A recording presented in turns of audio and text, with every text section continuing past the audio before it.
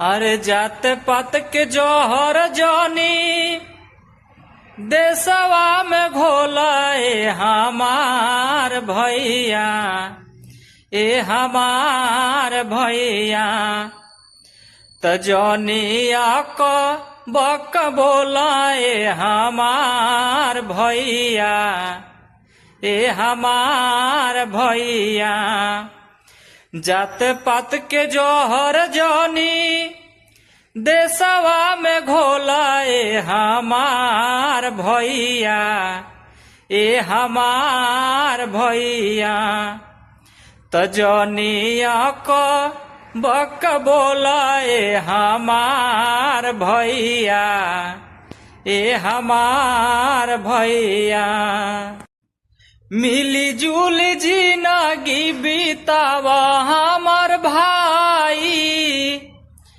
चाहे हो हिंदू मुस्लिम सिख ईसाई, मिली जुली जिंदगी बीतावा हमार भाई, चाहे हो हिंदू मुस्लिम सिख ईसाई।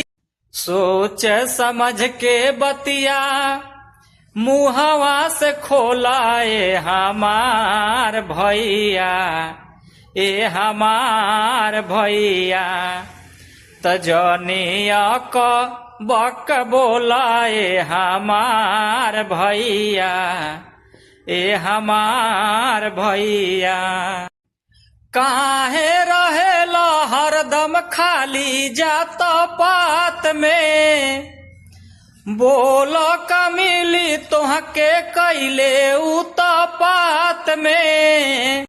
अरे बोलला से पहले बतिया दिलवा में धोलाए हमार भैया, ए हमार भैया त जौनिया को बक बोलाए हमार भैया, ए हमार भैया अमुहावा से कुछु जानी बोलल कर झटपट, अमन में विचार कर बोल जानी अटपट, मुहावा से कुछु जानी बोलल कर झटपट, अमन में विचार कर बोल जानी अटपट।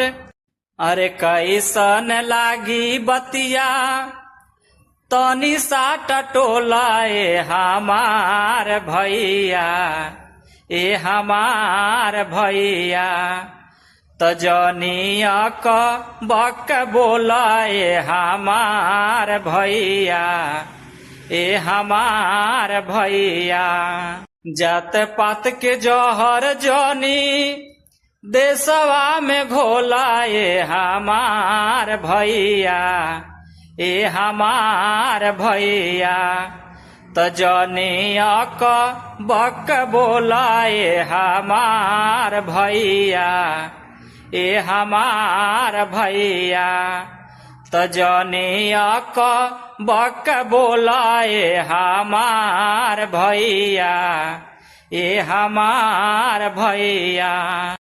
दोस्तों ये गीत हमारे गुरुजी सच्चिदानंद ठाकुर जी का गाया हुआ है, तो मैं सोचा कि इस गीत को अपनी आवाज में प्रस्तुत करूं और कमेंट बॉक्स में बताइए हमारे आवाज में गाया हुआ ये गीत आप लोगों को कैसा लगा। अगर आप लोगों को अच्छा लगा हो तो इसको लाइक और शेयर जरूर कीजिएगा।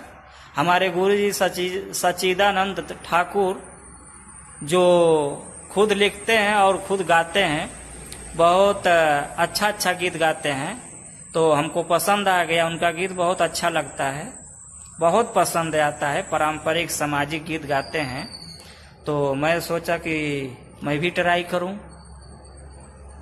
ओके, नमस्कार।